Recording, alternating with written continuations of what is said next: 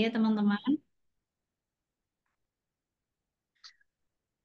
Assalamualaikum warahmatullahi wabarakatuh. Shalom, Om Swastiastu, Namo Buddhaya, salam kebajikan, salam sejahtera untuk kita semua. Apa kabar teman-teman semuanya? Sehat dan bahagia ke hari ini. Semoga tetap semangat untuk belajar bersama. Dan saya mau mengucapkan selamat datang di webinar Percaya Pemberdayaan Diri, Build Your Confidence with NLP bersama narasumber Suci Raharjo, SAP, MA, CH, CHT, CFNLP, CPS, CPHLC, CSTMI.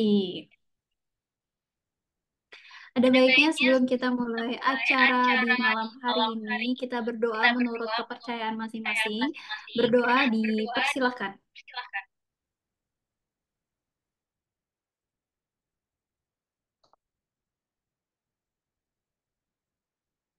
Bismillahirrahmanirrahim. Berdoa selesai. Semoga acara pada hari ini bisa lancar hingga selesai dan sukses ya teman-teman.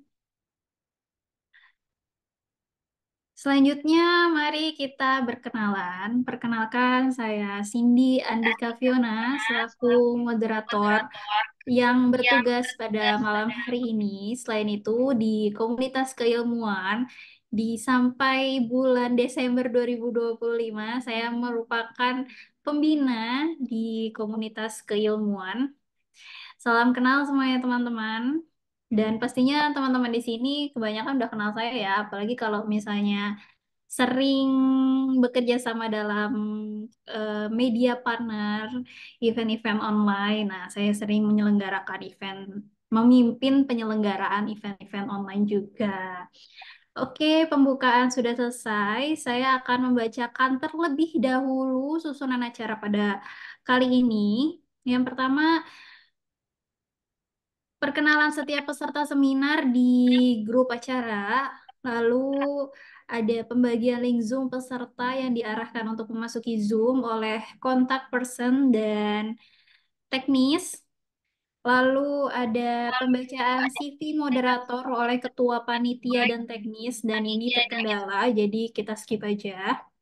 Selanjutnya ada pembukaan, pembacaan tata tertib dan peraturan acara oleh saya sendiri selaku moderator. Lalu pembacaan CV pemateri oleh saya dan teknis, dibantu oleh teknis. Selanjutnya ada penyampaian materi oleh Master Suci Raharjo. Dilanjutkan dengan sesi tanya jawab. Lalu disambung dengan penyampaian pesan dan kesan oleh pemateri, sesi dokumentasi, dan terakhir ditutup oleh moderator. Selanjutnya, acara selanjutnya yaitu pembacaan tata tertib dan peraturan acara. Pastikan koneksi internet stabil sebelum webinar dimulai. Gunakan nama asli dan asal komunitas atau asal daerah untuk identitas Zoom saat acara sedang berlangsung. Diharapkan peserta melakukan on kamera dan aktif berpartisipasi selama acara webinar berlangsung. Dimohon untuk menonaktifkan mikrofon sebelum diizinkan oleh moderator atau pihak panitia. Dilarang menyela pembicaraan tanpa izin moderator. Dilarang mengirimkan spam, promosi, atau konten yang tidak pantas di ruang fitur chat. Bersikaplah sopan terhadap sesama peserta, moderator, dan juga pemateri. Selanjutnya adalah pembacaan CV pemateri oleh moderator dibantu oleh teknis. Apakah di sini dari pihak komunitas keilmuan teknisnya sudah ada yang membantu atau belum ya? Sepertinya belum ada ya. Oke, kita share screen.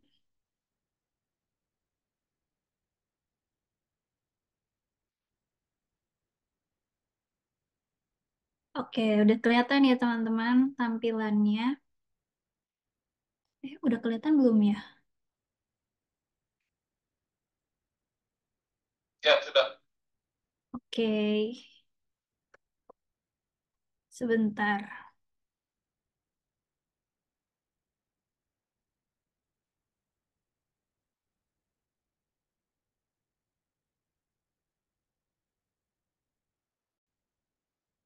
Mas akan folder Raharjo Institute. Sebentar ya, diperbesar dulu.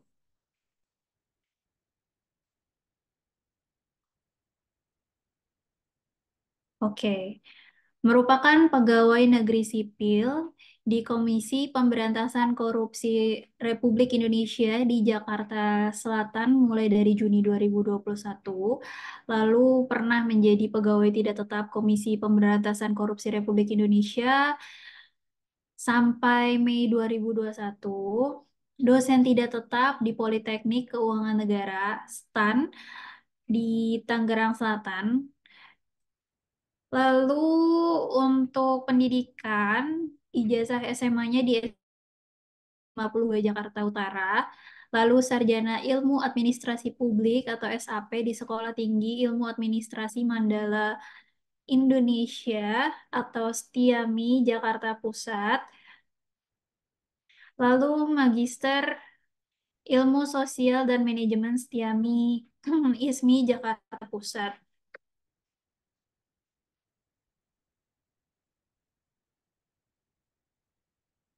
Memiliki keahlian di Certified Public Speaker, Writer atau penulis, Certified of Hypnosis and Hypnotherapy, Coaching and Mentoring, Certified Intermediate Anti-Corruption Instructor, Certified Assessor of Competency, Certified Professional Harmony Life Coach, Black Belt, First Dan Jiu-Jitsu Indonesia, Grandmaster of Subtle Subtitle Energy Tradition. Nah, di sini juga ada media sosialnya Master Suci. Di Instagram ada di @suciraharjo90, lalu ada YouTube Suci Raharjo dan Instagram Raharjo Institute. Sekarang namanya di raharjo.institute dan @komunitas.train.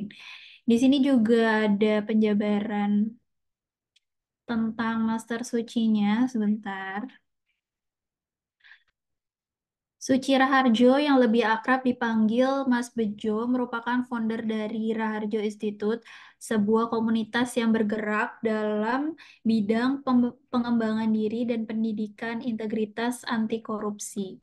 Dengan selalu mengutamakan moto hidup sebaik-baik manusia adalah yang paling bermanfaat bagi manusia lainnya, Mas Bejo menjadi relawan Palang Merah Indonesia sejak tahun 2002 hingga saat ini, menyandang sabuk hitam First Jiu-Jitsu serta aktif melatih bela diri Jiu-Jitsu di berbagai dojo di wilayah Tambun Utara dan sekitarnya.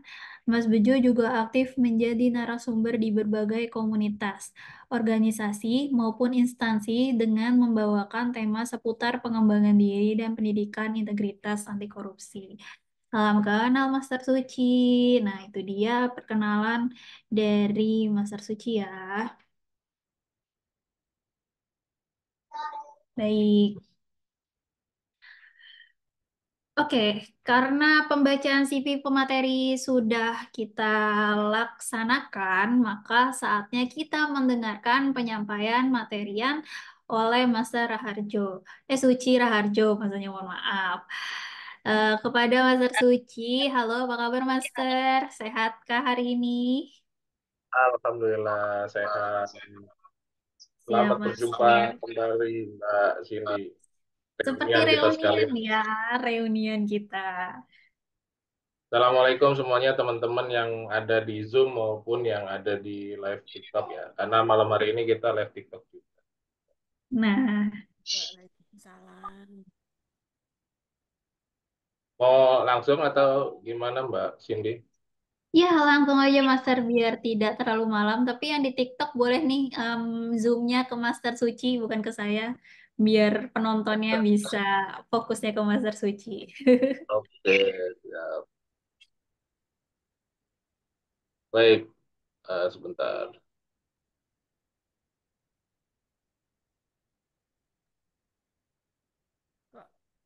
Sebentar Cara ya balikin teman-teman. lagi.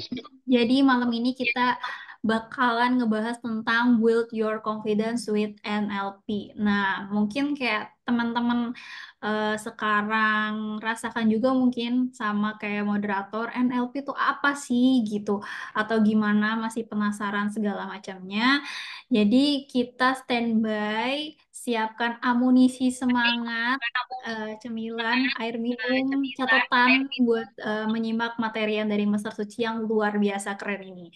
Oke, bisa dilanjutkan lagi oleh Master Suci. Saya cuma pendamping perantara saja nih sebelum ready. Silakan Master Terima Suci. kasih. Terima kasih Mbak Cindy, pengantarnya yang keren banget semuanya. Baik, Bismillahirrahmanirrahim. Assalamualaikum warahmatullahi wabarakatuh. Selamat malam, salam sejahtera bagi kita semuanya. Shalom, swastiastu, namo buddhaya, salam kebajikan, salam rahayu.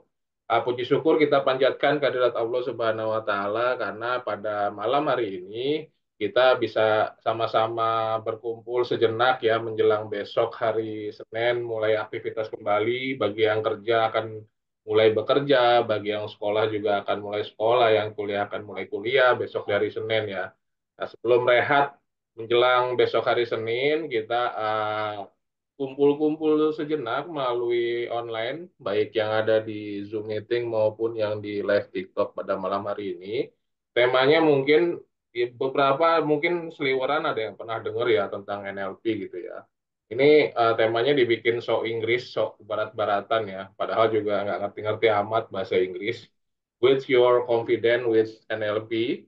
Jadi intinya bagaimana sih cara kita membangun kepercayaan diri tentang NLP. Nah, mungkin NLP sendiri ini teman-teman ada yang udah pernah dengar, terus ada yang asing sama sekali juga pasti mungkin ada. Ah, mengenai perkenalan diri tadi sudah dikenalkan ya teman-teman. Sepertinya tidak usah saya bacakan lagi ini sudah ada CV-nya. Tapi karena tadi sudah diperkenalkan sama Mbak Cindy, jadi nggak perlu saya perkenalkan lagi ya. Teman-teman bisa manggil saya Bejo, boleh. Beberapa orang manggil Bejo, terus juga ada beberapa orang yang manggil Suci. Jadi bebas memanggil Mas Bejo atau Mas Suci silahkan. Yang mau saya highlight ini ada nomor handphone saya, WhatsApp. Jadi bagi teman-teman nanti setelah saya menyampaikan apa yang mau saya sampaikan pada malam hari ini, ketika ada yang kurang jelas atau yang mau ditanyakan, monggo silahkan nanti bisa japri via WhatsApp ke 0857 80173287 ya atau di media sosialnya juga tadi sudah disebutkan sama Mbak Cindy juga medsos pribadinya ada di Facebooknya juga ada Suci Raharjo, Instagramnya di @suciraharjo90 atau di Raharjo Institute ada beberapa Instagram Raharjo Institute ada raharjo.institute terus ada komunitas.rain dan ada drakor.rain.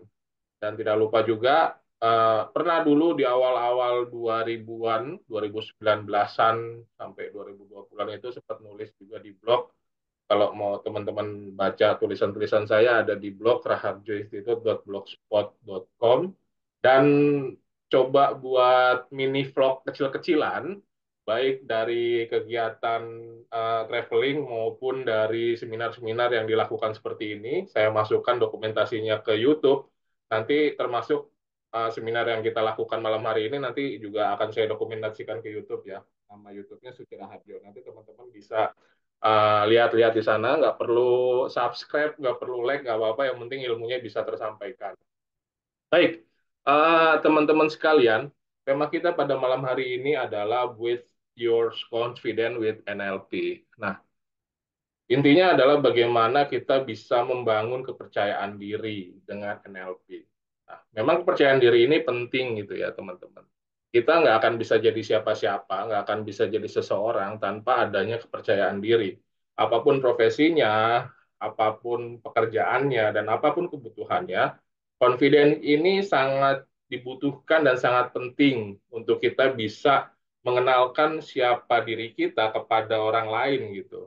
Bagaimana kita bisa menjadi sesuatu, apapun itu nanti yang kita cita-citakan, yang kita inginkan gitu ya. Baik teman-teman di sini mungkin ada yang masih sekolah ya, ada yang udah kuliah, dan mungkin juga saya lihat beberapa teman-teman yang saya kenal ada yang sudah bekerja gitu. Tentunya di setiap levelingnya ada pencapaian, ada target-target yang yang ingin dicapai dan ingin diraih gitu ya.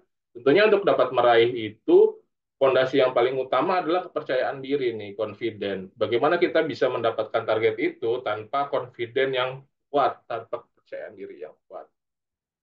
Nah, untuk itu webinar malam hari ini kita adakan. Nah, pertanyaan besarnya adalah pernah nggak sih teman-teman merasakan ini gitu? Yang pertama, kurang bersosialisasi dan berinteraksi dengan banyak orang gitu. Ngerasa nggak sih punya teman dikit gitu ya?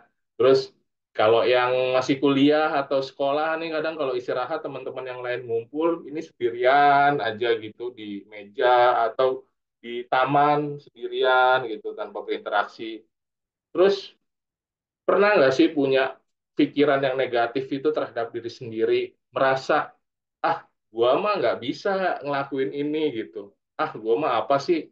Atau kalau yang bahasa yang sering kita dengar di pergaulan anak-anak tongkrongan gitu, ya walaupun kata-kata ini sederhana memang, tapi ini efeknya sangat negatif.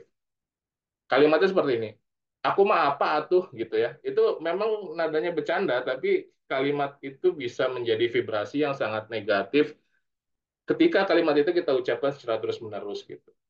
Terus apa namanya, tanda lain yang sering kejadian apa gitu ya? Keringetan, keringat dingin ketika berbicara di depan orang banyak, baik seperti ini via Zoom maupun langsung berbicara langsung di depan audiens orang banyak gitu. Saya pernah, walaupun saya sudah terbiasa gitu ya, gejala-gejala ini juga rutin, juga acap kali terjadi gitu ya, walaupun dia sudah menjadi public speaker yang handal, profesional, sudah memiliki ratusan ribu bahkan jam terbang untuk berbicara di depan orang banyak gitu.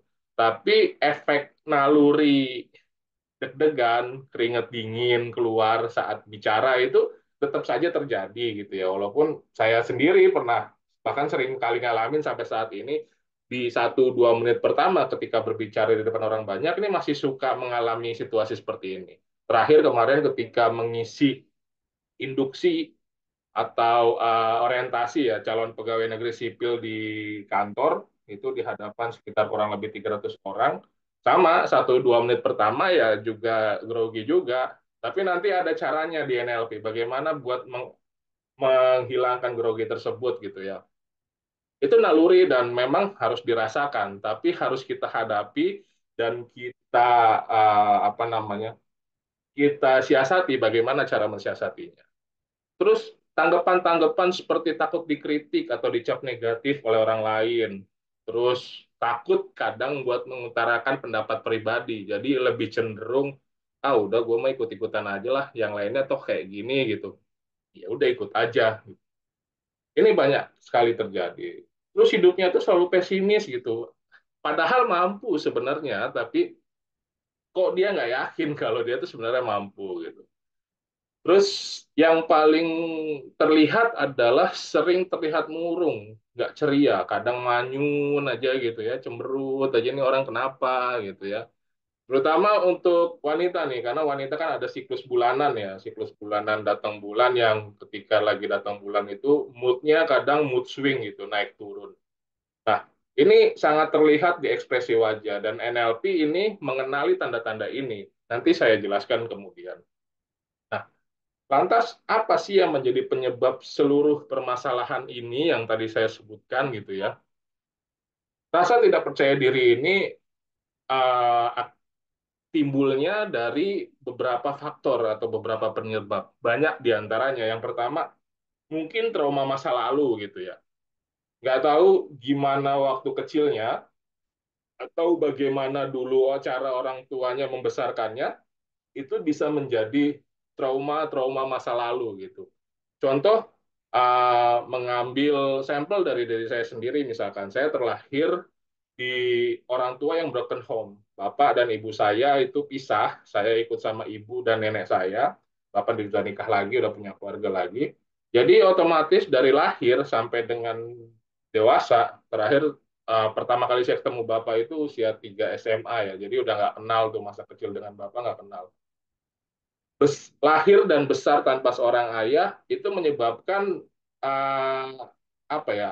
Menyebabkan tidak tidak utuhnya sebuah keluarga dan itu menjadi trauma tersendiri di masa lalu.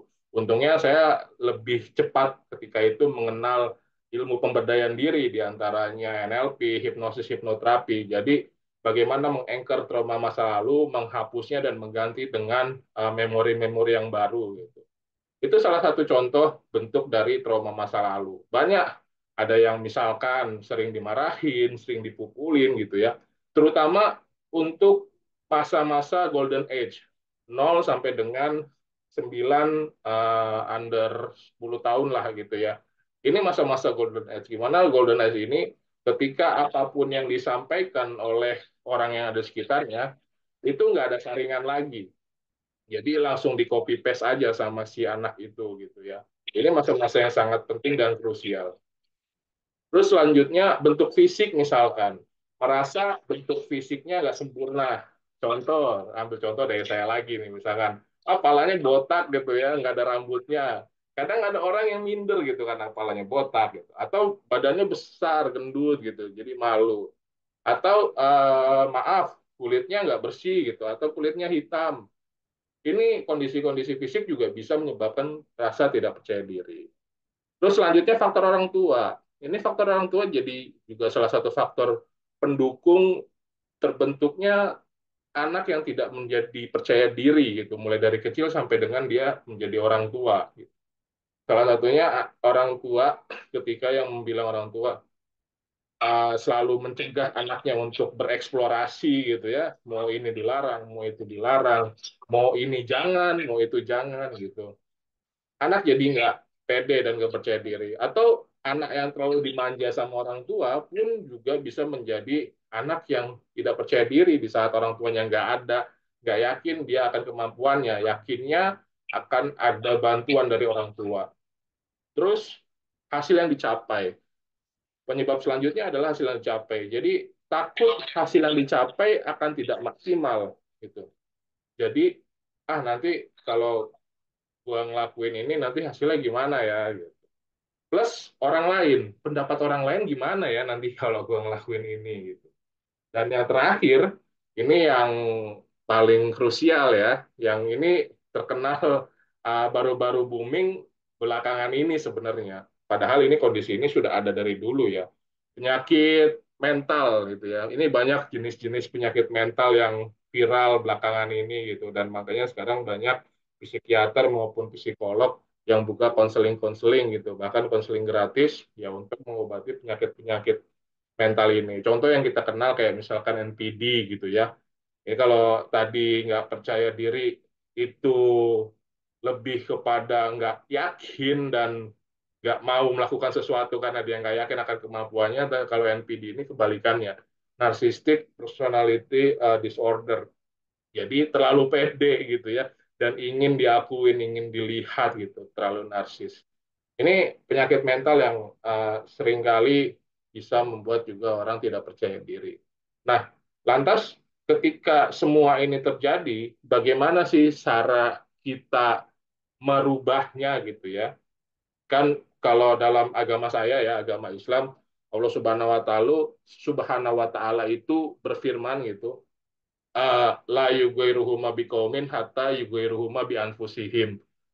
Allah nggak akan merubah nasib suatu kaum, suatu zaman ataupun suatu orang gitu, kalau si kaum itu, kelompok itu, zaman itu dan orang itu nggak mau merubahnya sendiri gitu. Jadi Allah juga nggak akan merubah kalau kita tuh nggak mau merubahnya sendiri. Nah, caranya adalah dengan kita mempelajari salah satunya adalah NLP. NLP ini bisa jadi salah satu solusi untuk kita membangkitkan rasa percaya diri, menghilangkan trauma-trauma yang tadi disebutkan. Apa sih dan bagaimana NLP itu? Baik, teman-teman, kita mulai bedah satu persatu. Saya mau nanti materi kita malam hari ini tidak terlalu panjang dan kalau bisa nanti mungkin Mbak Cindy di akhir kita banyak diskusi gitu ya. Kalau ada yang mau tanya jawab, monggo silahkan. Jadi ini sebisa mungkin saya padatkan materi. NLP kepanjangannya adalah Neuro Linguistic Programming, teman-teman. Mungkin pernah dengar dan mungkin asing juga di telinga teman-teman. Kalau yang pernah dengar ini bisa buat nge-review saja. Kalau yang belum pernah dengar ini bisa jadi ilmu baru yang bisa teman-teman manfaatkan untuk membangkitkan rasa percaya diri atau apapun yang teman-teman inginkan, gitu ya. Neurolinguistic programming itu apa sih? Nah, kita bahas satu persatu. Berasal dari kata neuro, linguistik, dan programming. Neuro ini artinya saraf atau jiwa, gitu ya. Jadi yang diperbahasakan sebagai saraf ini adalah sebuah sistem yang membentuk perilaku seseorang, gitu ya. Jadi perilaku seseorang itu lahir dari sebuah sistem saraf yang ada di tubuhnya, gitu. Ini yang disebut neuro. Terus linguistik, linguistik ini kalau lihat di kamus ya sama artinya itu bahasa gitu ya. Untaian kata-kata yang digabung menjadi kalimat dan yang terucap menjadi bahasa itu linguistik. Terus programming, programming ini yang tadi kita jadikan suatu rumusan untuk menyusun, menata dan membuat program, membuat cara bagaimana sih untuk mensiasati atau merubah rasa ketidakpercayaan diri ini gitu diantaranya. Jadi kurang lebih definisi NLP seperti itu teman-teman ya. Nah, bagaimana sih sejarah penemuan NLP ini gitu ya? Tapi sebelum masuk ke situ, intinya NLP ini adalah sebuah ilmu untuk menyusun kata-kata ke dalam jiwa agar membawa manfaat terhadap manusia dan kehidupannya. Ini menurut pendapat Dr. Stefanus. Terus ada pendapat lain dari Neo NLP Society. N, N, N, NLP ini Neo NLP Society ini adalah salah satu lembaga tertua di Indonesia yang berdirinya tuh sama dengan IBH ya kalau di dunia hipnosis, Indonesian Board of Hypnotherapy, yang mana sertifikasi CH dan CHT saya, Certified Hypnosis Hipnoterapi saya juga dari sana gitu. Cuma ketika saya mau ngambil sertifikasi NLP, waktu itu uangnya lagi nggak cukup gitu karena biayanya lumayan. Jadi saya belajar NLP dari berbagai macam guru yang mau ikhlas menyumbangkan, memberikan ilmunya kepada saya. Makanya ilmu yang sudah saya dapatkan dengan keikhlasan itu saya bagikan juga secara ikhlas kepada teman-teman semua, di antaranya malam hari ini. Jadi menurut Neo NLP Society, NLP adalah sebuah teknik untuk mengkodekan. Mengkodekan ini mungkin kayak terlihat lebih matematika gitu ya. Ya, memang sih karena ini salah satu penemunya nanti saya jelaskan di slide selanjutnya. Profesor fisika nanti salah satu penemunya. Jadi berkaitan dengan kode-kode bagaimana manusia untuk mengorganisasikan atau mengelola pikirannya, perasaannya, bahasanya, dan perilakunya agar mereka bisa memberikan hasil sesuai apa yang diharapkan. Apapun itu yang diharapkan. Salah satunya tadi tema malam hari ini adalah membangun kepercayaan diri. Jadi NLP adalah strategi belajar yang dipercepat untuk mendeteksi dan memanfaatkan pola-pola yang ada di dunia. Dan NLP adalah sikap mental dan metodologi yang ada di balik segenap teknik yang efektif. Ini menurut John Grinder dan Richard Bandler. Kedua orang ini adalah penemu dari NLP ini. Nah, kita lihat di slide selanjutnya, teman-teman. Ini ada yang chat. Oke, suaranya aman. Baik, terima kasih, Master Sri. Oke, teman-teman, kita lihat ke sejarahnya, bagaimana sejarah NLP ini ditemukan. Jadi seperti yang tadi saya bilang, yang menemukan NLP ini adalah Richard Bandler dan John Grinder. Ini dua-duanya adalah profesor di bidang masing-masing. Yang satu Richard Bandler adalah di profesor di bidang matematika dan programming komputer dari Universitas of California di Santa Cruz. Di tahun 1997 kedua orang ini berkolaborasi. Jadi Richard Bandler kolaborasi dengan John Grinder. John Grinder ini associate professor di bidang linguistik dari Universitas California juga di Santa Cruz. Nah, modelnya dari mana membuat rumusan NLP ini modelnya sama juga sebenarnya dari hipnosis dan hipnoterapi. Turunannya ada dari First Paris dan Virginia Satir. Ini tentang pengembangan terapi Giselt. Jadi dulu ada sebuah terapi bagaimana untuk merubah seseorang gitu ya. Judul bukunya dulu ada namanya Changing with Families. Ini ditulis oleh Virginia Satir gitu ya. Karena si Virginia Satir ini juga dikenal sebagai tokoh pelopor terapi keluarga. Dan ini turunannya nanti ke Milton Erickson. Milton Erickson ini adalah penemu dari hipnosis dan hipnoterapi gitu ya. Ini turunan dari sejarah NLP. Jadi Richard Bandler mengambil kodifikasi dari ilmu-ilmu hipnosis dan hipnoterapi untuk membentuk sebuah rumusan yang mana rumusannya dijadikan teori di dalam NLP ini. Itu sejarahnya teman-teman dari NLP. Next.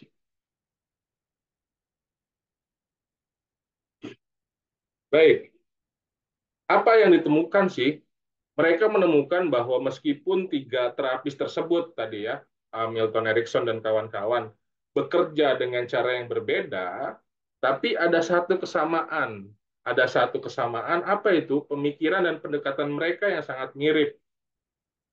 Jadi beliau berdua ini menggunakan hasil penelitian itu dengan menggabungkan karakteristik dari linguistik, perilaku, serta nilai-nilai dan keyakinan ketiga orang tadi, yang model-modelnya dia tadi, Milton Erickson dan kawan-kawan, itu untuk membuat sebuah model. Nah, model ini menampilkan sebuah rumusan atau sebuah struktur untuk komunikasi yang lebih efektif, lebih baik, dan menyempurnakan cara berpikir dan cara belajar yang lebih cepat. Ya.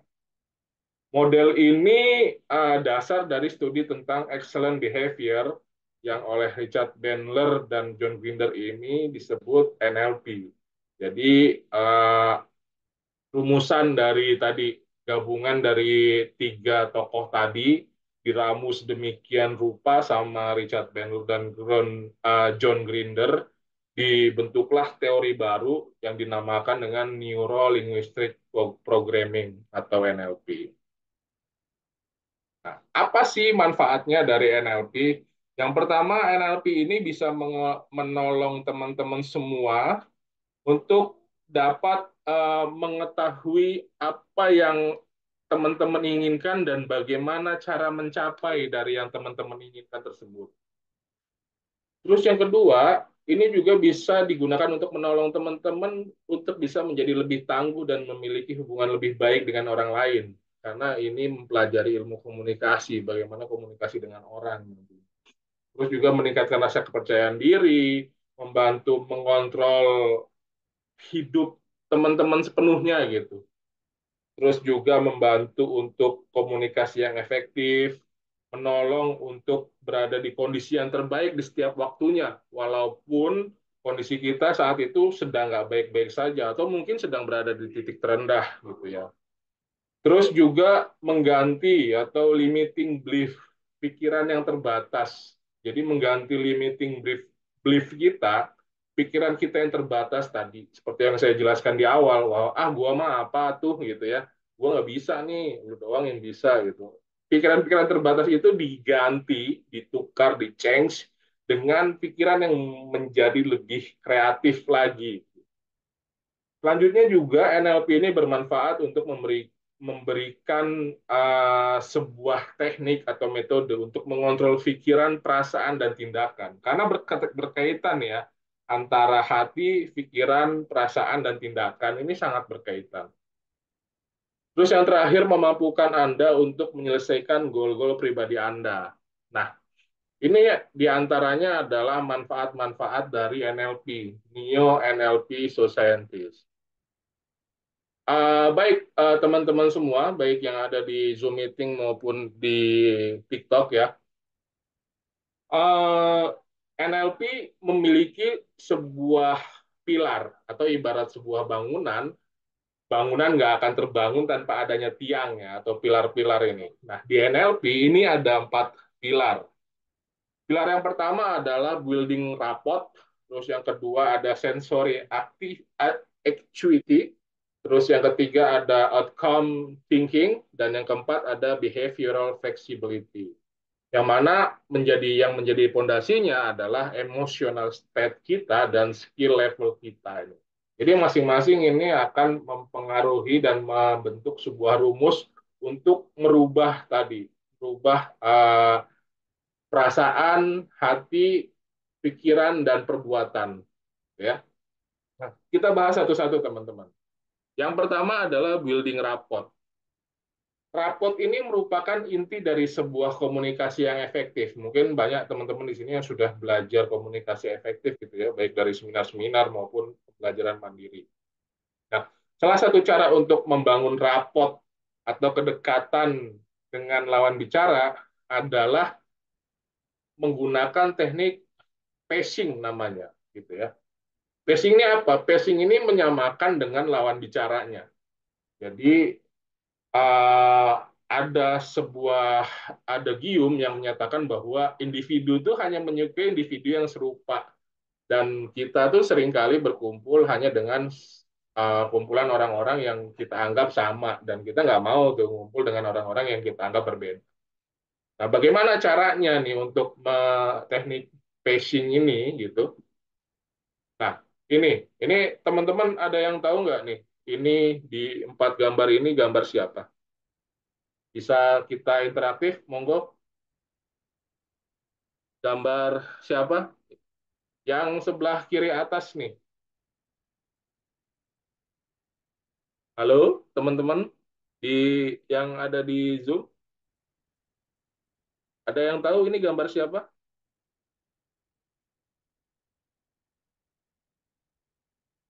Bisa ditulis di chat Donald Trump atau bukan sih? langsung dibuka Iya suaranya. ya. Obama. Bisa ditulis di chat atau langsung. Mbak Cindy deh. Mbak Cindy kenal nggak ini siapa Mbak Cindy? Obama ya? Mbak Cindy. Obama ya? Kalau yang sebelah kiri atas ya, Oh iya, baik. Betul. Donald Trump. Master Sri, makasih Salah banyak ya? Master Sri. Saya lupa ini kalau namanya laptopnya dinonaktifkan ya suaranya. Baik, makasih banyak Master Sri. Ya, jadi Mas ini kenal ya ini? Kenal ya? Tahu ya di zamannya juga udah terkenal kan ya? Kenal nggak? Kenal ya. Ini Presiden Iya, Amerika Master. nih, Barack Obama. Kenalnya sama Empat Barack gambar ini Obama. adalah kami mengambilnya di kalangan NLP, mengambil model dari salah satunya tokoh yang terkenal Barack Obama. Barack Obama ini kalau teman-teman lihat sejarahnya dia ya, sejarahnya dulu tuh beliau dari orang susah, bahkan SD-nya tuh di Jakarta ya teman-teman, di salah satu Ya, hidup bilangan di di Indonesia. Jakarta Pusat kalau nggak salah. Dan apa namanya, Barack Obama tersebut ya bisa bangkit, bisa menjadi Presiden Amerika Serikat yang menguasai tidak hanya Amerika, tapi juga menguasai dunia. Ya, salah satunya dengan dia juga menguasai ilmu ini, bagaimana cara dia berkomunikasi. Kita lihat di keempat gambar ini. Ini adalah teknik pacing yang tadi saya sampaikan ya, teman-teman. Jadi, beliau ketika berkomunikasi dengan partnernya atau lawan bicaranya, ini selalu menggunakan teknik ini, atau beliau menyamakan frekuensinya, baik itu frekuensi maupun gestur dari lawan bicaranya untuk membuat lawan bicaranya ini menjadi nyaman gitu ya. Nah, contoh misalkan di gambar yang kiri ketika lawan bicaranya memegang hidung gitu, dia juga ikut memegang hidung. Terus ketika sebelah kanannya kita geser ke sebelah kanan, lagi duduk, kakinya diangkat satu, terus tangannya ditaruh di atas dengkul gitu ya. Berarti dia juga ikutan. Terus yang sebelah kiri bawah, cara megang jaspunnya itu diikutkan gitu ya. Dan yang sebelah kanan bawah ini juga ketika lawan bicaranya megang dagu, ya ikut megang dagu gitu ya. Ini salah satu teknik pacing, teman-teman. Teknik pacing ini ada dua, ada matching, ada mirroring. Kalau matching itu kita menyamakan persis dengan apa yang lawan bicara kita lakukan. Kalau mirroring itu kita melakukan sebaliknya, teman. Jadi ketika dia memasukkan kantong kanan, ya kita memasukkan kantong kiri gitu ya. Itu kalau teknik mirroring. Baik, next. Ini Mbak Cindy ngilang ya di TikTok ya. Oh, di TikToknya juga sudah banyak. Sebentar, saya aktifkan dulu ya. Saya aktifkan dulu apa namanya suara di laptop. Karena di TikToknya sudah habis ternyata. Ada limited, ada batas waktunya juga ya Mbak Cindy ya kalau di TikTok ya. Ini saya baru belajar-belajar TikTok nih. Mbak Cindy yang udah jadi TikToker ternyata. Baru Tidak tahu, Mas Sir. Mbak Cindy yang udah jadi TikToker ternyata. Belum pernah live di TikTok lama-lama. Baik, sebentar. Oke, kita balik lagi ke materi ya.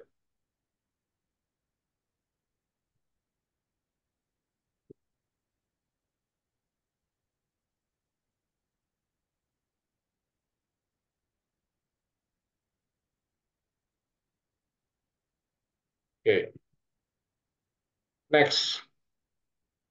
Yang selanjutnya, teknik yang kedua di pilar NLP adalah sensory acuity. Kemampuan untuk menggunakan panca indera, kemampuan menggunakan panca indera kita untuk mengamati seluruh yang ada di lingkungan kita. Ya. Kita mencermati tanpa asumsi, tanpa penilaian gitu ya. Dan nanti respon yang kita keluarkan atas itu bisa jadi maksimal gitu. Sensory acuity ini adalah kepekaan dari panca indera untuk dapat memahami apa yang terjadi di sekitar kita, baik itu lingkungan maupun lawan bicara kita ketika berbicara. Ada istilahnya fagok.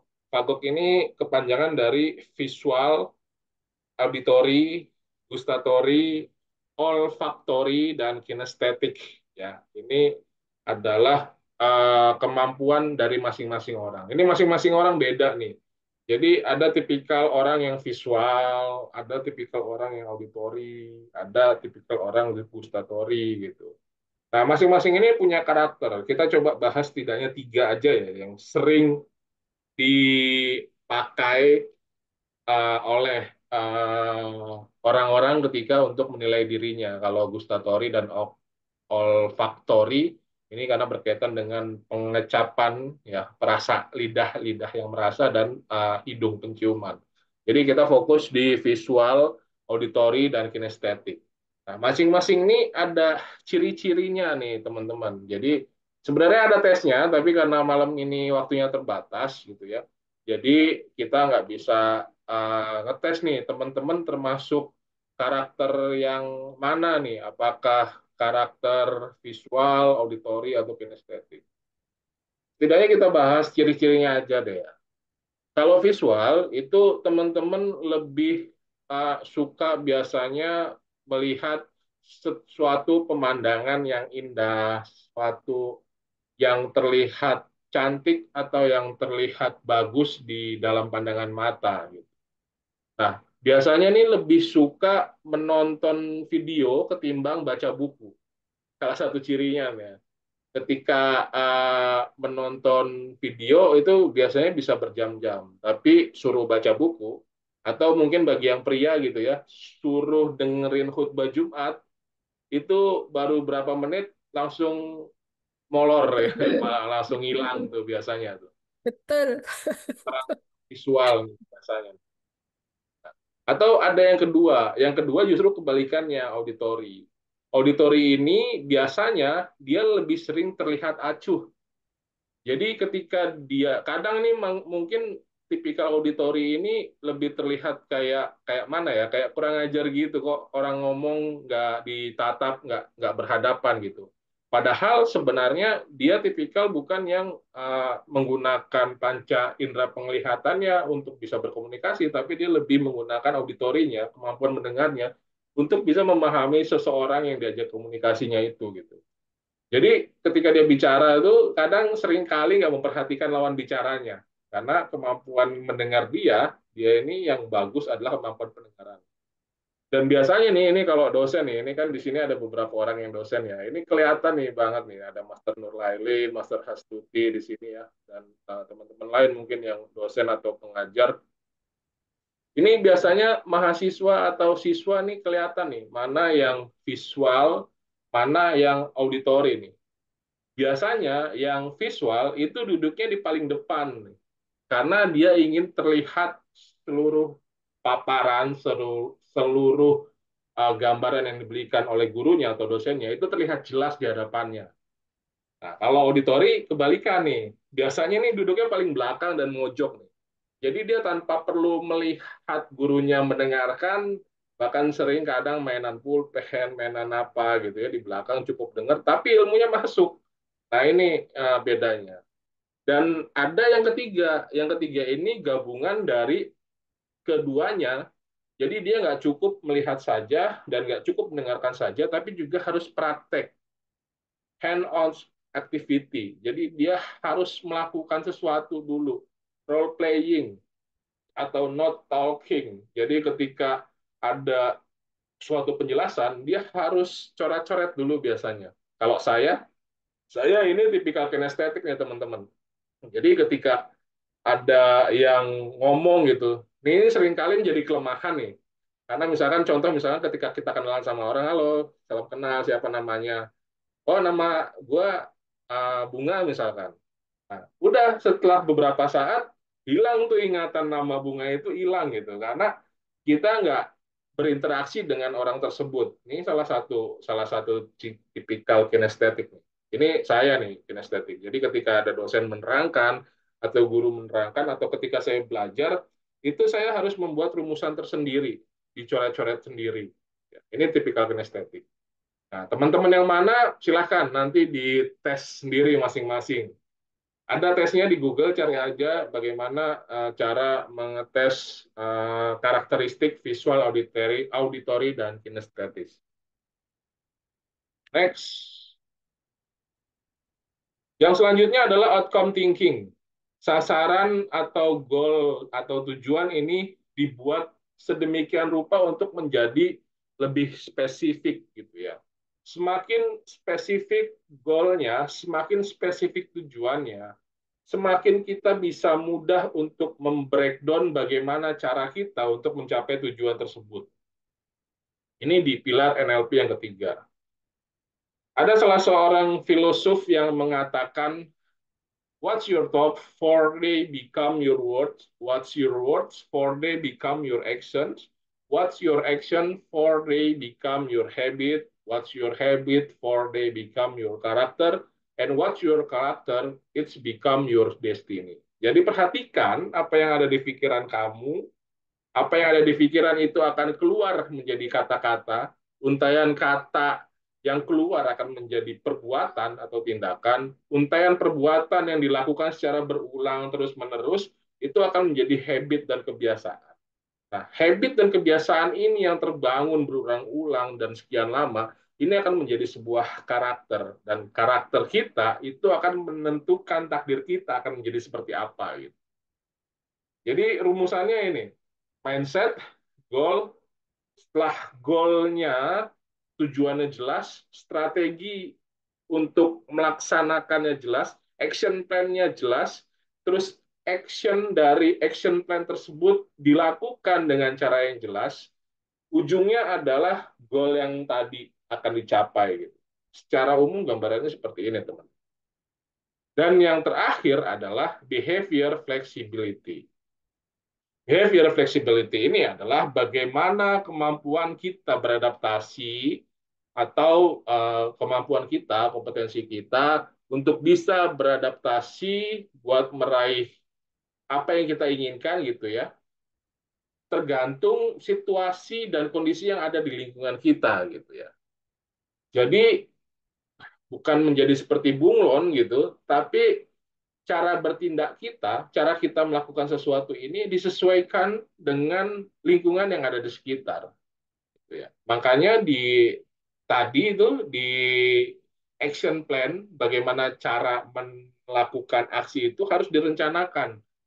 Nah, ketika perencanaannya itu dibuat juga perencanaan A, perencanaan B, dan perencanaan C. Perencanaan A, ketika semuanya lancar sesuai dengan rencana, bisa dilakukan. Tapi kita harus buat rencana untuk gagal juga. Ada perencanaan B yang dilakukan ketika rencana A gagal. Dan ada perencanaan C yang bisa kita lakukan ketika perencanaan B dan A ini gagal. Jadi ada step dan uh, cara bertindak cadangan yang bisa kita lakukan sesuai dengan situasi dan kondisi yang ada di sekitar. Ya. Strateginya berganti ini. Jadi tergantung dengan siapa kita berkomunikasi, dengan siapa kita berinteraksi, dengan siapa kita berkolaborasi. Gitu ya. Oke. Nah, ini ada tipikal-tipikal bagaimana seseorang itu bertindak, atau istilah di psikologinya ada ilmu namanya DISC ya, DIS. Ini ada tesnya lagi teman-teman. Kalau teman-teman mau iseng nanti bisa dicoba di Google ya, tesnya banyak. Nanti bisa kelihatan teman-teman tipikal yang mana. Ada, kita mulai yang pertama, D ya. D itu dominans. Jadi orang-orang yang dominan ini biasanya dia lebih aktif, lebih berorientasi kepada tujuannya, dan dia lebih kompetitif nih. Jadi apa yang dia target di depan matanya, ibaratnya kalau bahasa kampungnya tanpa tedeng aling-aling, dia lakuin lakuin aja gitu, nggak peduli orang mau ngapain kayak gitu. Terus yang di kuadran duanya ada tipikal I, influence. Nah, tipikal influence ini dia orangnya gaul, banyak bicara, dan spontan, belak-belakan aja. Apa yang ingin dia sampaikan, ya dia sampaikan. Terus ada tipikal yang ketiga, compliance. Compliance ini tipikal yang lebih cenderung ke hati-hati.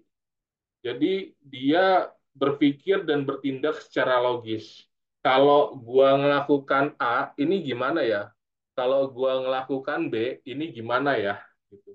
Jadi semua direncanakan dengan matang, termasuk perencanaan dari kegagalan.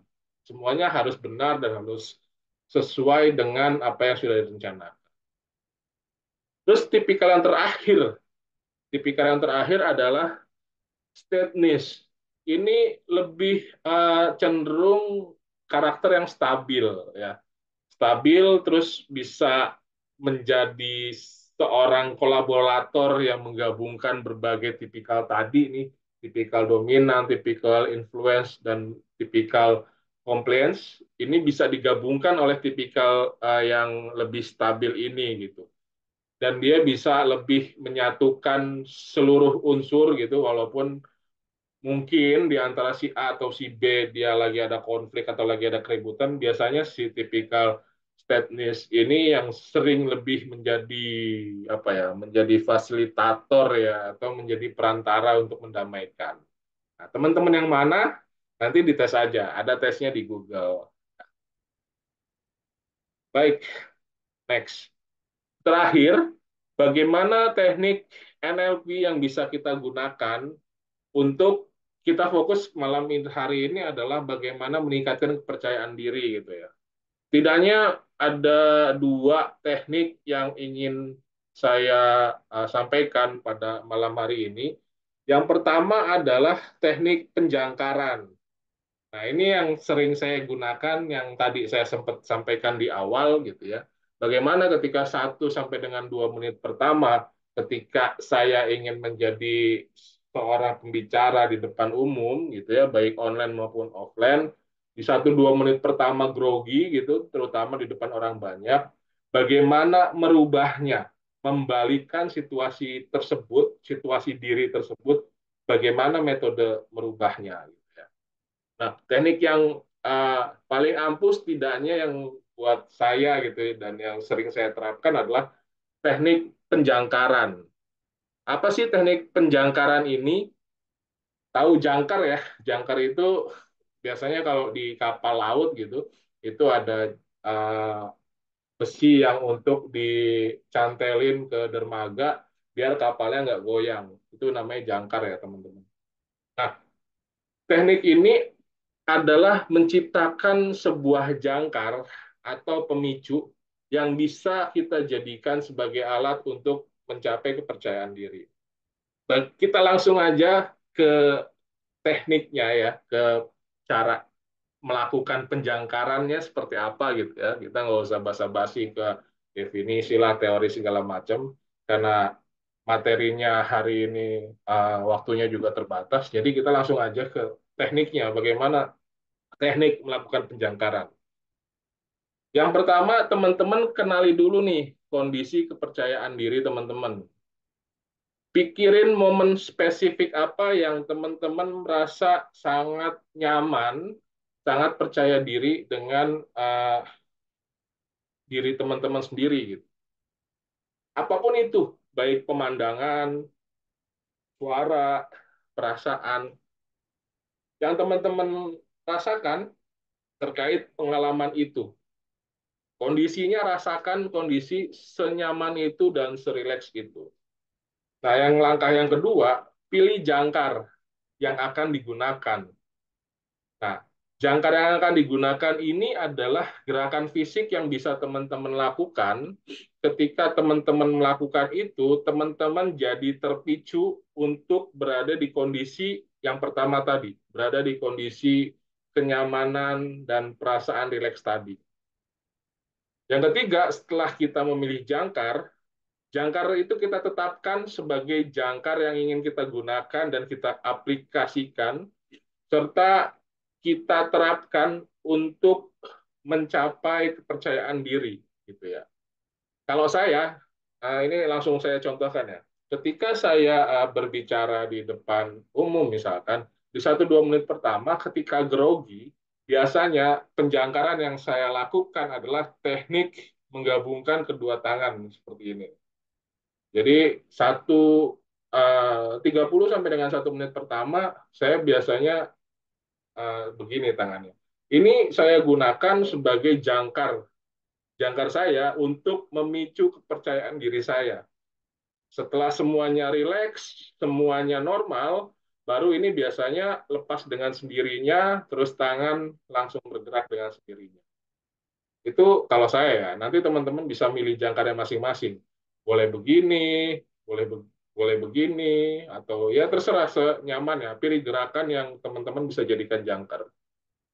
Nah, setelah itu ada uji jangkar namanya ya. Setelah jangkar terpasang, terus pikiran kita dibersihkan, picu jangkar itu. Jadi dipicu. Benar nggak sih ketika setelah kita melakukan, kalau tadi ya, jangkar saya gini ya, benar nggak sih ketika kita melakukan ini, kondisi kita menjadi lebih nyaman, lebih rileks, dan lebih percaya diri ketika kita akan berbicara? Nah, itu wajib dicoba, wajib diuji.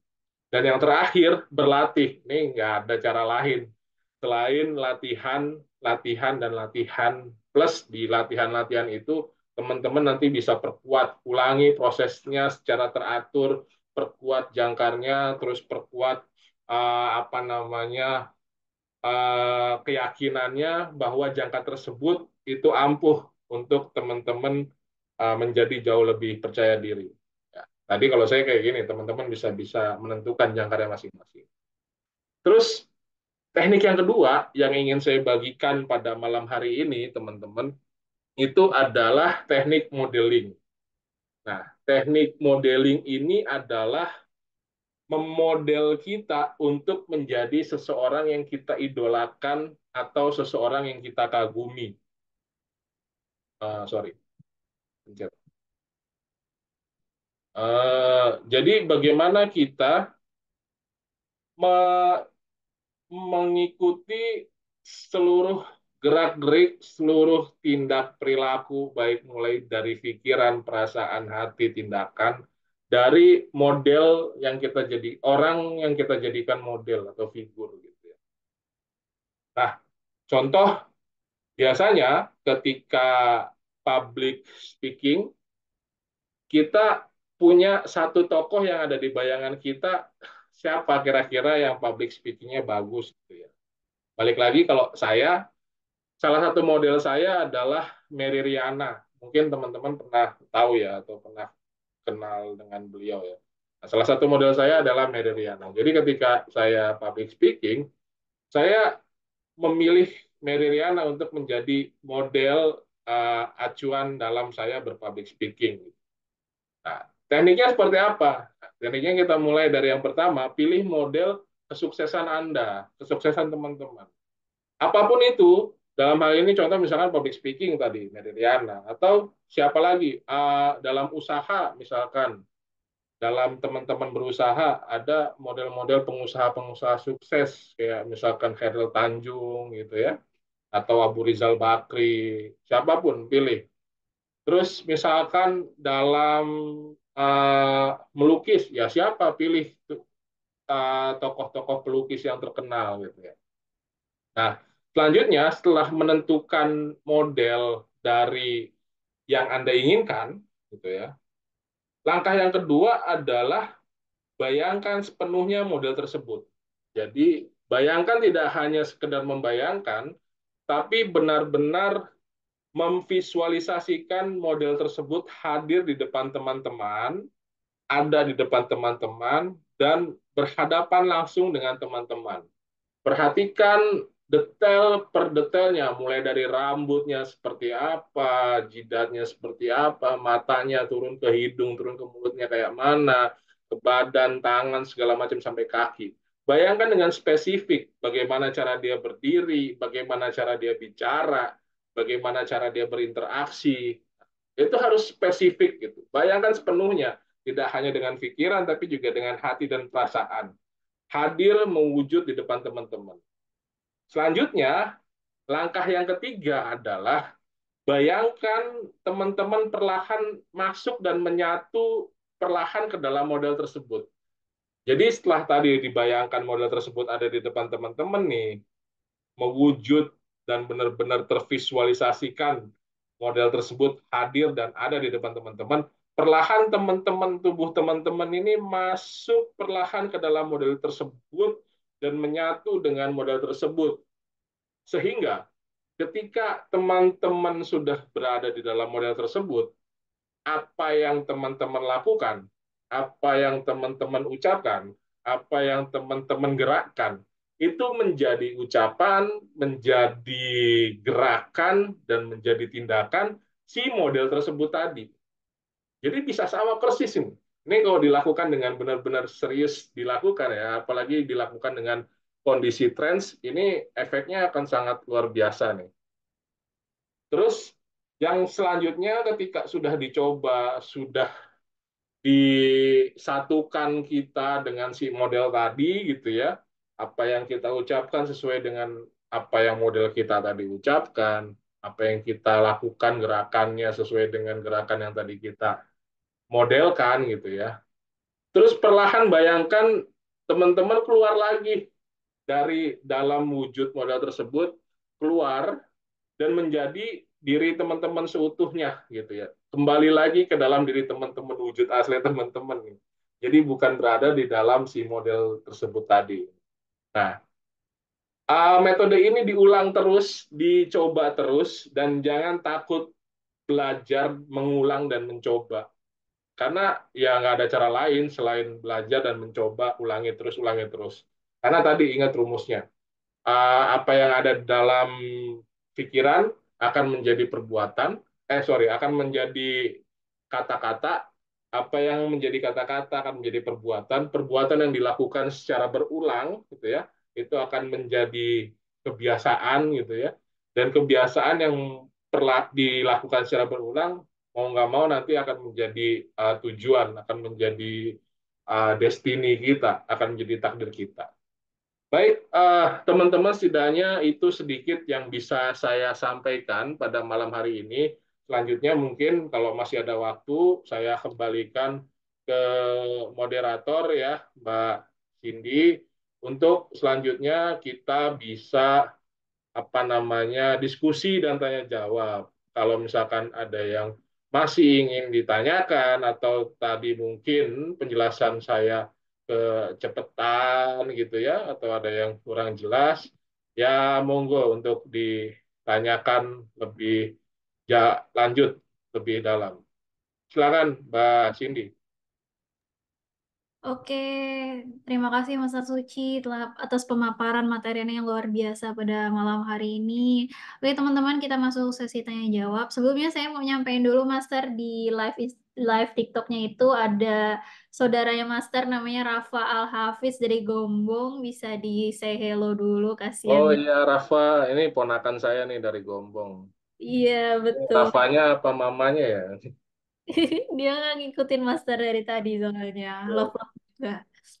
Sorry, nggak konsentrasinya ke ini ke Zoom. Iya Rafa benar. belum tidur nih malam-malam nih, besok sekolah. Ya Master, dan add saya lagi dong Master, soalnya saya kelempar di live. Oke, sinyal ya. Iya betul Master. Oke teman-teman, saatnya kita untuk sesi tanya jawab. Saatnya kita untuk sesi tanya jawab teman-teman. Bisa di raise hand, lalu sebutkan nama dan asal komunitas atau provinsinya dari mana. Lalu pertanyaannya, silahkan teman-teman yang ingin bertanya. Ya, teman-teman yang hadir di TikTok juga kalau mau nanya silahkan loh. Ya. Monggo kita diskusi, kita tanya. Apakah dari teknik yang tadi saya sampaikan, kiranya ada yang bisa diterapkan atau tidak, gitu, atau ada yang kurang pas, atau bagaimana cara mendapatkannya, gitu. Monggo silakan kalau ada yang perlu didiskusikan. Pertanyaan saya sudah terjawab, Master. Apa, Wah, Master? Gimana?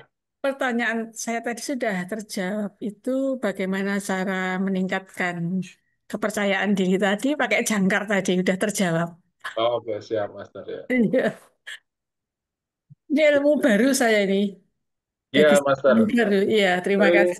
sering-sering latihan, Master. Iya. Jangkarnya ya bebas, terserah nanti Master senyamannya mau Iya. itu yang biar nggak kelihatan kayak gini itu juga bisa kan kalau gitu nggak kelihatan. Nah, terus atau kayak gini juga boleh atau megang Ini. kuping, megang apa gitu. Ini satu gerakan yang membuat nyaman dan itu jadi Iya. trigger kita. oke Master, kalau misalnya boleh tahu nih Master, untuk gerakan-gerakannya yang enak itu atau yang nyaman dipakai, diterapin itu seperti apa ya Master ya? Nggak ada aturan karena kenyamanan antara satu orang dengan orang lain beda. Contoh kayak misalkan dari dua teori tadi itu teori yang Fagok tadi kalau masih ingat di paparan saya ada teori Fagok visual auditori terus ada teori DISC ya DIX itu masing-masing karakter beda-beda itu baru dari dua teori itu belum kita bahas teori lain. Jadi masing-masing individu dengan individu lainnya itu nggak akan sama caranya. Apa yang membuat saya nyaman belum tentu buat Mbak Cindy nyaman, belum tentu buat Master Astuti nyaman, belum tentu buat Ulfah ini ada Ulfah ya buat Ulfah nyaman atau Master Hangga nyaman. Beda-beda gitu. Karena tingkat kenyamanan seseorang ini beda-beda. Gitu. Jadi cari dan pilih kenyamanan masing-masing. Semua namanya jangkar ya? Ya, penjangkaran. Ya, jangkar itu macam-macam itu loh. Ada yang mungkin gini, ada yang Ya, gini, ya, ada yang gini. bebas, terserah, terserah master Iya. mau gimana. Yang jelas tidak hanya esensinya bukan hanya dari gerakannya, tapi diyakini sepenuhnya bahwa gerakan itu bisa menjadi jangkar dan bisa spontan dengan spontan merubah dari kondisi tadi nggak nyaman, keringat dingin, deg-degan, cemas segala macam bisa menjadi kondisi yang kebalikannya 180 derajat, menjadi nyaman, menjadi tenang, damai, rileks dan lebih percaya diri. Jadi benar-benar di apa ya istilahnya dihayati benar-benar bahwa gerakan itu bukan sekedar gerakan. Dan ini memang perlu dilatih dan perlu berulang. Iya, terima kasih. Lumayan bagus. Iya, siap. Terima kasih, Master. Materi baru ini masuk ini saya. Masuk. Soalnya sering sering di depan itu memang memerlukan jangkar memang. Betul, Master. Atau tadi teknik yang kedua, modeling, bisa juga dilakukan. Iya. Master pilih modelnya siapa? Iya, misalnya Obama. Nah, benar-benar ketika memilih Obama, tidak hanya dibayangkan wajahnya Obama kayak mana, tapi juga Iya.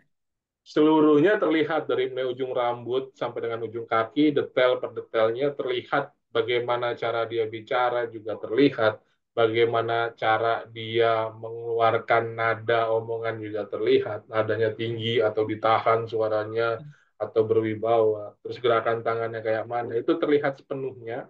Dan ketika model tadi sudah mewujud di depan master, perlahan master masuk ke dalam model tersebut, terus mulai menyatukan semuanya, menyatukan tubuh master, Merasuk, merasuk. betul, merasuk. Jadi kalau istilah di Jawa ya, ada orang kerasukan gitu, katanya manusia kerasukan jin, tapi ini kita yang coba merasuk ke wujud orang lain gitu. Dan ini Iya. kamu perlu latihan.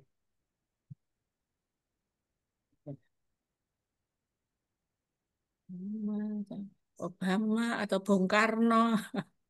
Iya, itu di online ada Rafa tuh deh. Monggo Mbak Cindy. Baik, Master. Ada lagi kayak teman-teman yang ingin bertanya atau diskusi nih. Oh ya, Master, saya mau bertanya dulu. Kalau misalnya tadi kan Master ini ya menyarankan kita untuk tes di Google nih tentang Fagok sama Dikstadi. Itu keywordnya apa ya, Master ya? Cari aja tes personality development test, cari yang gratis ya, karena ada yang berbayar lumayan kalau yang berbahaya. Jadi nanti ada beberapa pertanyaan di situ yang ketika kita jawab nanti ketahuan nilainya bahwa kita ini mayoritas apa. Oh, development test gratis ya, Master ya? Oh, atau Oh, enggak tes DISC, tes DIS gratis gitu. Tes, tes Diks gratis. tes Oke. apa itu namanya ya? Tes Tes. sama dua-duanya itu tes karakter diri. Oh, tes karakter diri gitu aja Iya, ya. tes karakter diri.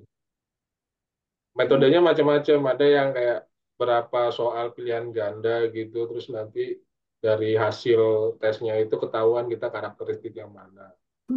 Kalau apa namanya yang berbayar sih ada di beberapa tempat, apa namanya, tempat psikologi atau psikiater, itu biasanya memang mereka buka tes-tes tertentu ya, tentunya dengan skill tertentu. Kalau saya kan memang bukan jurusan psikologi ya, kuliahnya S1 S2 saya Magister Administrasi Publik gitu. Tapi memang saya belajar dan mengikuti sertifikasi beberapa materi psikologi terapan. Salah satunya dengan hipnosis, hipnoterapi dan NLP tadi gitu. Ada sertifikasinya. Kalau teman-teman mau ngikutin sertifikasi NLP, nanti cari aja pelatih-pelatih NLP yang bisa mensertifikasi, buka aja di websitenya Neo NLP Scientist. Coba bentar saya bukain ya. Itu ini lembaga tertua di NLP. Jadi ada sertifikasinya, tapi lumayan harganya kalau ikut sertifikasi di NLP, Neo NLP Scientist tersebut. Nah, ini dia. Kelihatan ya? Kelihatan Mbak Cindy? Ya, ya. Bukan, Master. Ya, jadi nanti ada sertifikasinya, ada pelatihannya dulu, terus ada sertifikasinya, ada gelarnya nanti bertingkat dan berjenjang. Ada CNNLP, terus ada CMNLP, ada CTNLP. Jadi mulai dari CNNLP, Certified NLP Practitioner, terus di atasnya ada Certified NLP Master Practitioner, ada di atasnya lagi Certified Master Trainer Practitioner. Ini ada offline ya pelatihannya, dan lumayan, paling murah kalau nggak salah sertifikasinya sekitar 1.500.000 gitu, dan ada praktek-prakteknya juga, karena nanti prakteknya kayak misalkan ada fobia apa gitu. Terus dengan salah satu teknik tadi, baik teknik penjangkaran atau ada teknik namanya swing gitu, itu buat merubah yang tadinya fobia tiba-tiba jadi nggak fobia, itu langsung bisa dipraktekkan gitu di praktek tersebut. Wah, terima kasih Master buat rekomendasinya, baru tahu ini. Soalnya kalau boleh sharing nih Master, kalau Cindy kan sekarang tuh keterima magang di Self Development Indonesia. Jadi ada sertifikasi kayak gini-gininya juga, salah satunya NLP gitu. Ya, itu kalau nggak salah yang punya Self Development Indonesia itu juga salah satu certified trainer dari Neo NLP Society ini. Iya, pasti benar itu Master. Benar. Belajarnya pasti di sini juga. Karena banyak lembaga-lembaga yang serupa tapi yang baru-baru gitu. Karena ini Neo NLP ini yang paling lama dan paling tertua. Iya Master. Kalau di Self Development Indonesia ada 46 training sertifikasi, Master.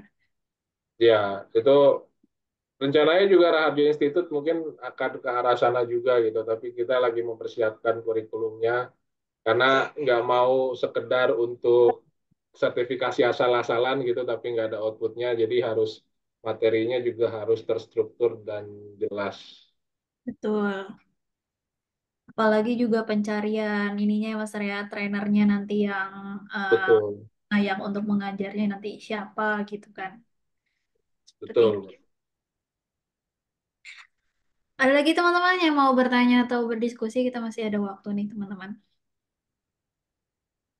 Monggo kalau ada yang mau bertanya. Kalau belum ada yang bertanya, saya dulu. Gimana caranya melatih kepekaan tapi pada seseorang yang disabel, Master? Karena tadi kan kita lihat kalau kepekaan itu dengan menajamkan panca indera, tapi mereka memiliki kekurangan akan hal itu. Nah, gimana kita bisa menyeimbangkan lah minimal? Biasanya untuk teman-teman yang disable ya, kayak misalkan apa tidak bisa melihat tuna apa namanya, saya lupa. Tunanetra. Ya tunanetra. Biasanya ketika ada salah satu indranya yang tidak aktif, ini salah satu kuasa Tuhan ya. Allah itu kenapa Allah dibilang Maha Pengasih dan Maha Penyayang itu karena biasanya ketika Allah mencabut salah satu alat yang ada di dalam tubuh manusia, biasanya alat yang lain itu memiliki fungsi yang berkali-kali lipat lebih baik dibanding fungsi alat yang sama dengan orang lain. Contoh misalnya tadi ketika ada orang tunanetra. Biasanya orang tunanetra itu indera pendengarannya dan indera perasanya itu jauh lebih tajam dibandingkan kita manusia yang pada umumnya. Buktinya apa? Mungkin fenomena yang marak terjadi yang ada di sekitar kita, mungkin juga ada di sekitar teman-teman. Pernah lihat nggak tukang kerupuk yang tunanetra? Pernah, Tukang Mas? jualan kerupuk tunanetra pakai tongkat gitu.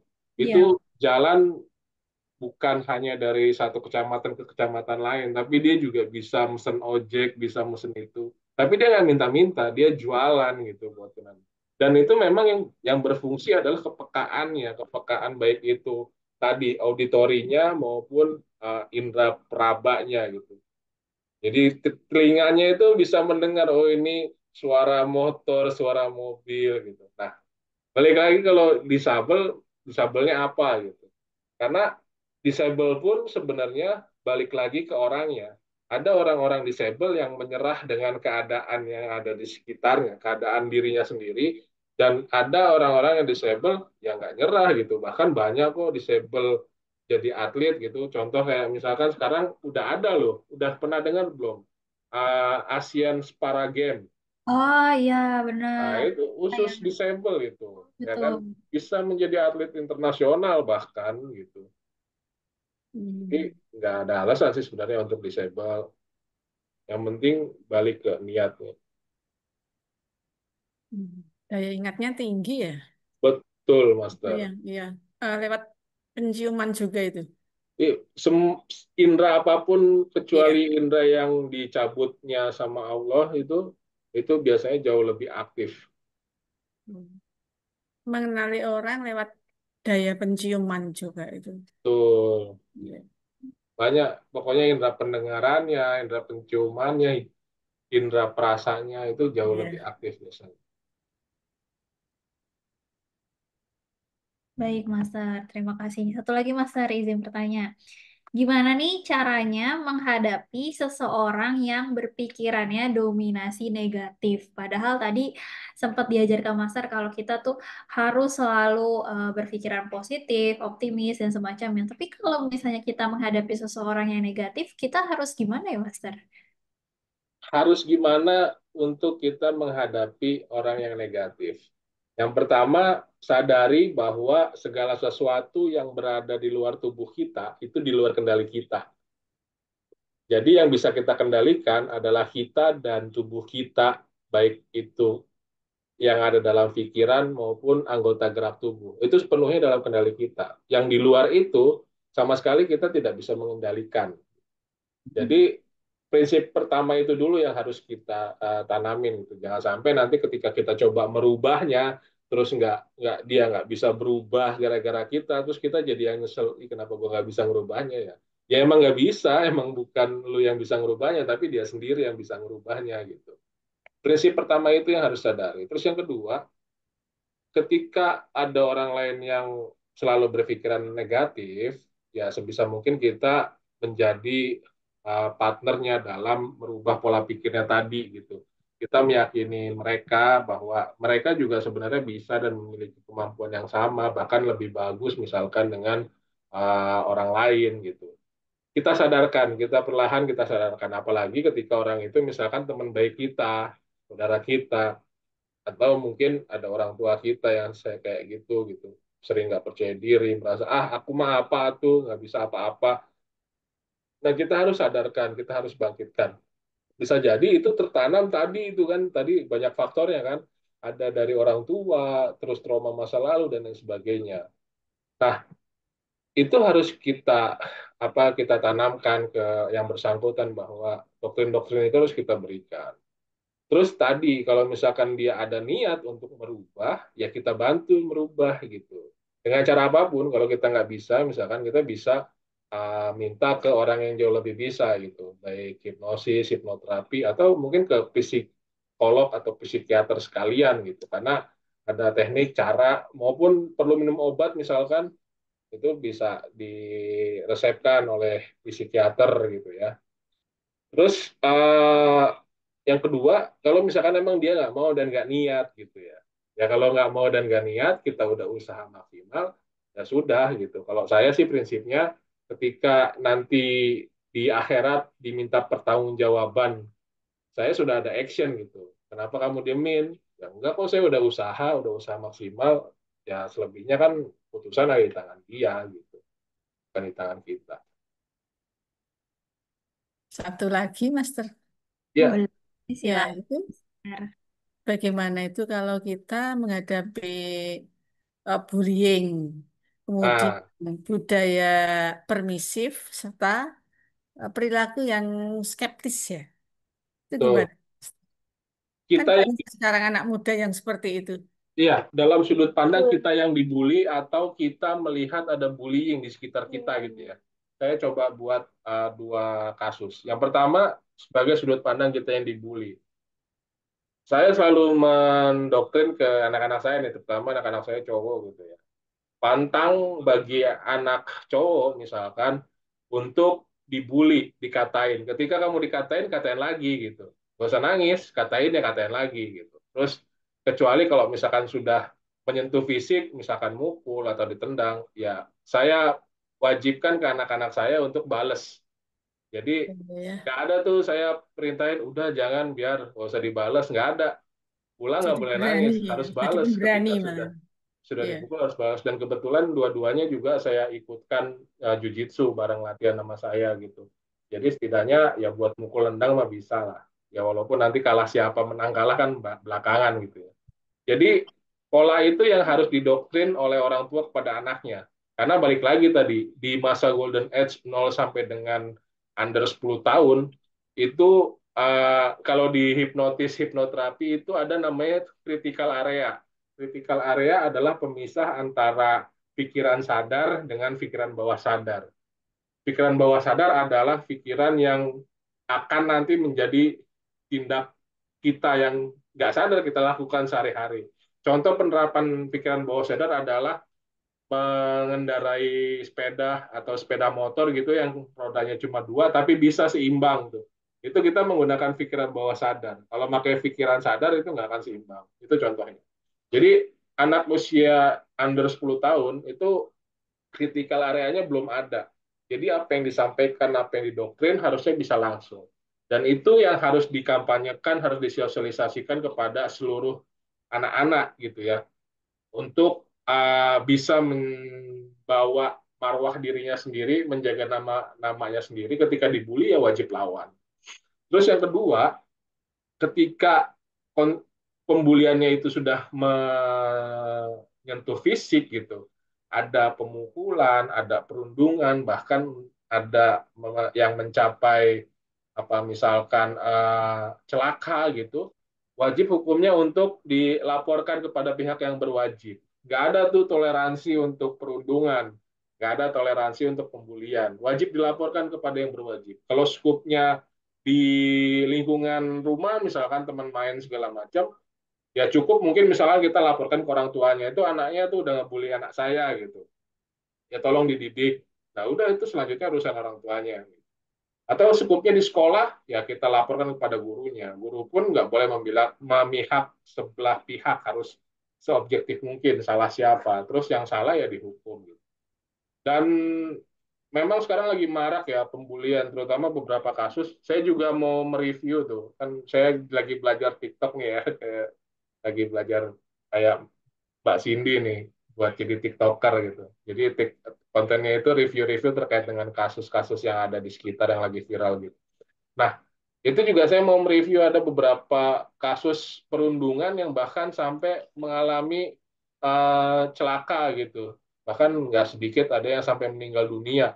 Terutama kemarin yang lagi viral tuh perundungan senior di kedokteran gitu kepada juniornya gitu.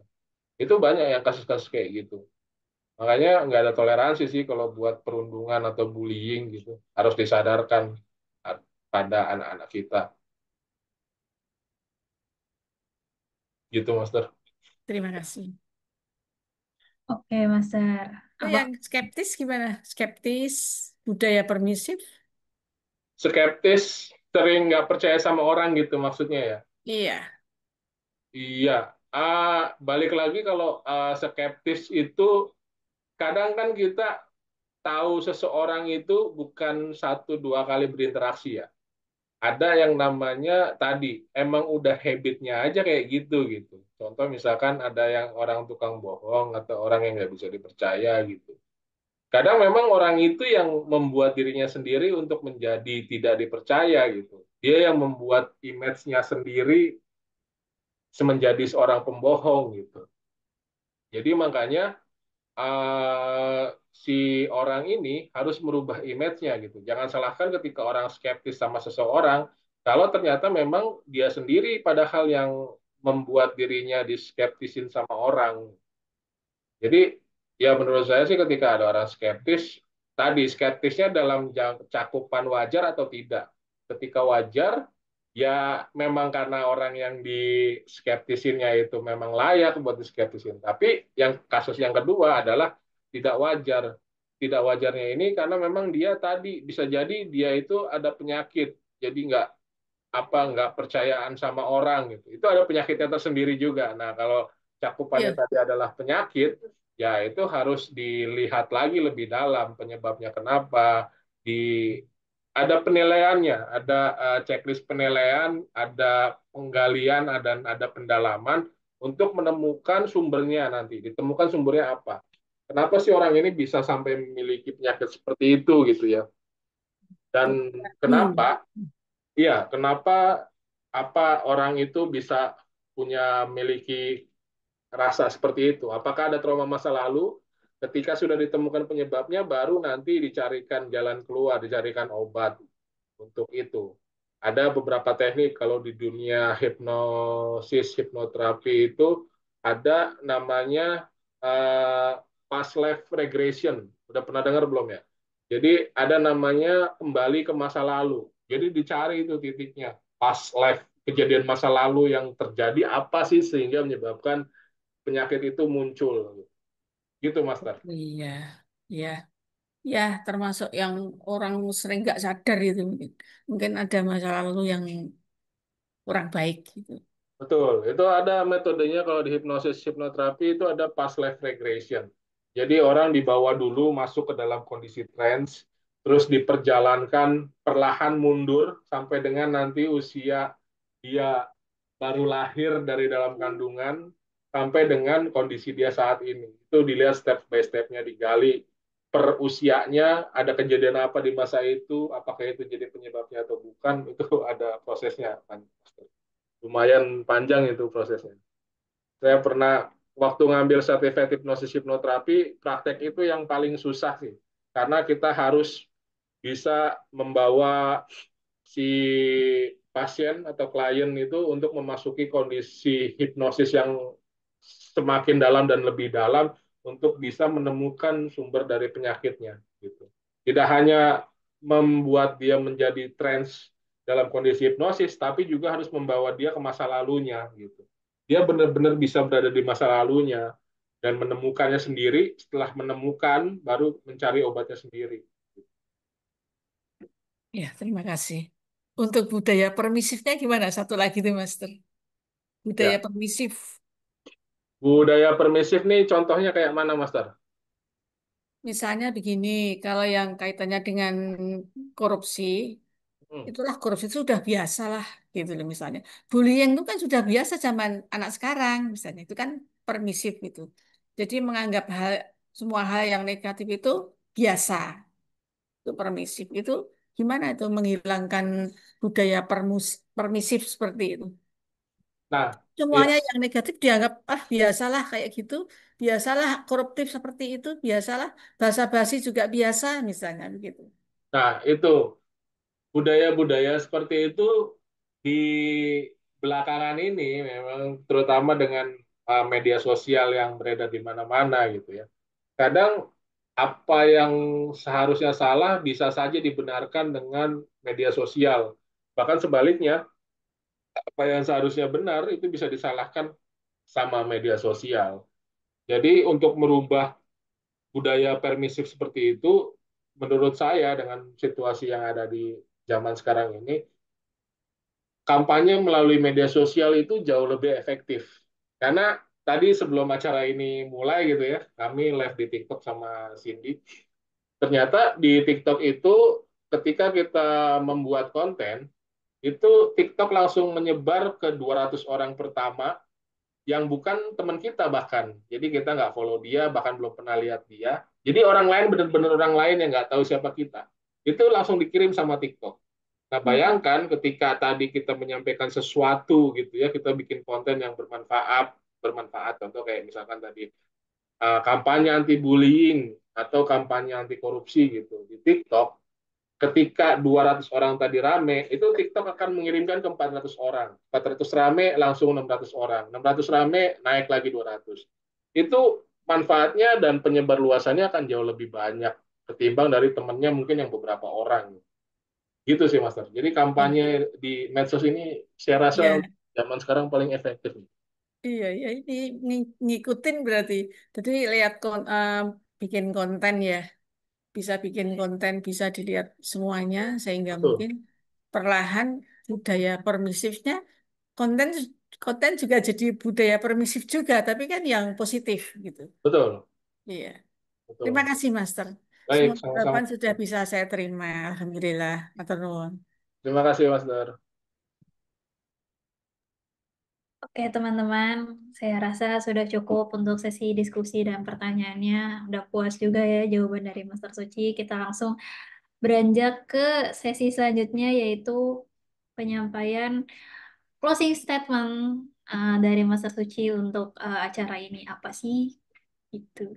Silakan, Master. Baik, Master. Master. Baik, Mbak Cindy. Master Sri dan teman-teman semua yang masih mendampingi dan mengikuti baik di Zoom meeting maupun di TikTok pada malam hari ini. Sedikit banget yang bisa saya sampaikan ya terkait dengan NLP dan bagaimana meningkatkan kepercayaan diri, salah satunya melalui NLP ya. Dan kuncinya sebenarnya apapun teorinya, apapun ilmunya, awalnya berasal dari niat teman-teman. Kalau misalkan dirinya sendiri itu nggak ada niat, ya orang mau ceramah kayak mana, siapapun yang ceramah nggak akan mempan, nggak akan bisa buat merubah orang itu gitu. Jadi intinya orang itu harus mau dulu, harus niat dulu untuk merubahnya. Terus yang kedua, ketika sudah mau merubahnya, ya orang tersebut harus bisa mulai melakukan action, harus bisa mulai melangkah untuk melakukan perubahan. Karena tadi prinsipnya yang pertama adalah yang ada dalam kendali kita adalah tubuh kita dan pikiran kita. Di luar pikiran, hati, perasaan, dan tubuh yang kita miliki, itu di luar kendali kita. Orang lain, kita nggak bisa mengendalikan sama sekali itu. Pun kayak misalkan teman-teman bisa lihat hipnosis hipnoterapi kayak di TV-TV itu bagaimana bisa menghipnotis orang terus bisa jujur-jujuran aib-aibnya kebongkar gitu ya misalkan atau bisa buat jadi ngambil barang-barangnya dengan Enggak, itu bukan seperti itu hipnotis gitu. Hipnotis itu adalah persetujuan dulu. Jadi diawali harus dengan persetujuan. Kalau si orangnya itu mau dihipnosis, mau mau dia masuk ke dalam kondisi trance, baru si hipnoterapi atau hipnotis ini bisa melakukan prosesi hipnoterapis ke orang itu. Gitu. Jadi kalau orang itu udah ngeblok, ya udah nggak bisa gitu. Jadi kuncinya adalah di diri sendiri. Apapun yang bisa kita lakukan untuk bisa menjadi aktor yang terbaik dalam diri kita ya kita lakukan. Mungkin itu penutup dari saya malam hari ini.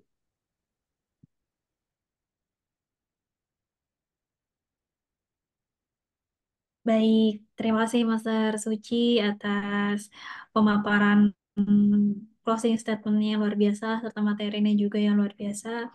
Kita beranjak ke sesi selanjutnya yaitu dokumentasi. Tapi udah sepi ya, mestinya nih rundown itu dokumentasi itu di awal ya mestinya. Oke teman-teman, boleh nih Master Nurlaili, Master Hangga Mitra, dan Kak Lisa buat open kameranya. 1 menit deh. Kali ini kita bakal masuk ke sesi dokumentasi. Panitianya malah nggak nongol ya. Iya, Master. Panitianya malah ini nggak ada yang hadir. Cuma saya doang, bingung.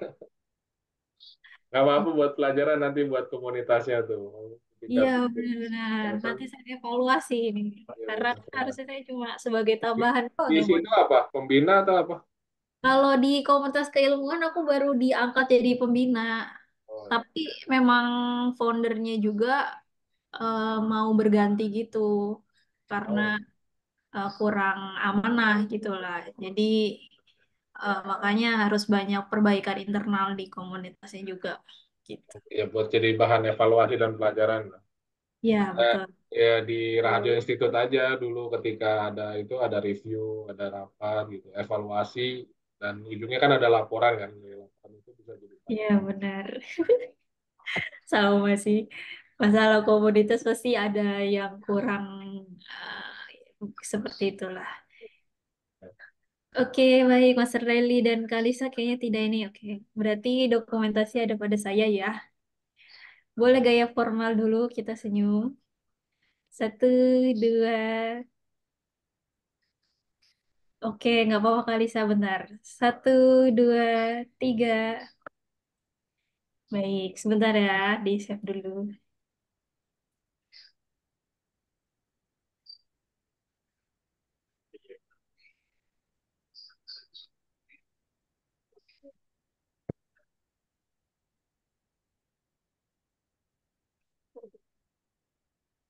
Baik, selanjutnya adalah tulisan huruf K untuk keilmuan. Oke, baik. Terima kasih. Satu, dua, tiga. Oke, sebentar saya save dulu ya.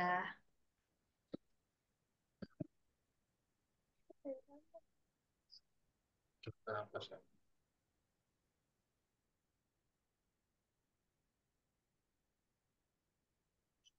Baik, yang terakhir boleh gaya bebas sesuka hatinya. Oke, satu, dua, tiga. Oke, terima kasih teman-teman. Saya save dulu ya.